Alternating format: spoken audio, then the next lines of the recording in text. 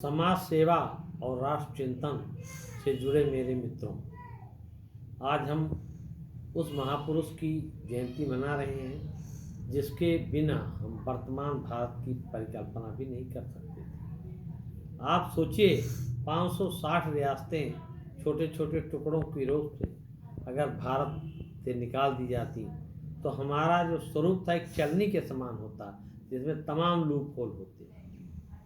इन सारी व्यवस्थाओं को देखते हुए सरदार पटेल, जो तत्कालीन उप प्रधानमंत्री और गृह मंत्री थे, इन सारे रियासतों को अपनी सूझ बुद्धि से और समझौते से सबको समझा बुझा करके मिलाया।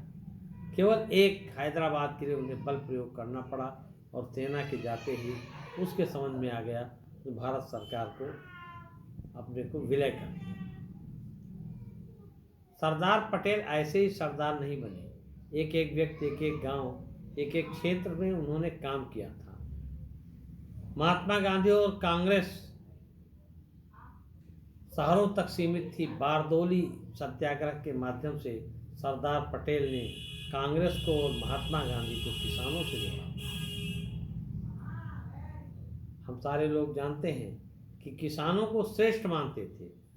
जब ये विषय उठा कि पटेलों को पिछड़ा माना जाए, उन्होंने कहा नहीं, हम अन्न खिलाते हैं, हम अन्न पैदा करते हैं, पूरे देश और समाज का भरण पोषण करते हैं, हम पिछड़े कहाँ हैं, हम सबसे अगड़े हैं। इसलिए गुजरात में आज भी पटेलों को अगड़ा माना जाता, पिछड़ा नहीं माना जाता। दूसरी सरदार की विशेषता थी कि राष्ट्र के लिए अपने आप को उन्होंने बलिदान कर दिया। हम सारे लोग जानते हैं, जब प्रधानमंत्री का चयन हो रहा था, पटेल के पास 13 वोट थे, जवाहरलाल नेहरू के पास 1, लेकिन 1 के बदौलत वो प्रधानमंत्री बन गए।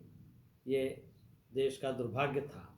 अगर भारत के प्रधानमंत्री सरदार पटेल पहली बार बने होते तो माननीय नरेंद्र मोदी जी गुजरात से तीसरे प्रधानमंत्री होते। और आज जो उन्होंने तमाम निर्णय लिए हैं राष्ट्र हित में, समाज हित में, इसमें आधे से ज़्यादा सरदार पटेल तभी कर चुके होते। ऐसे महान व्यक्तित्व के वाहक थे सरदार पटेल। व्यक्तित्व असाधारण था, लेकिन बहुत सरल जीवन जीते थे। उन्होंने कभी वर्तमान राजनेताओं की तरह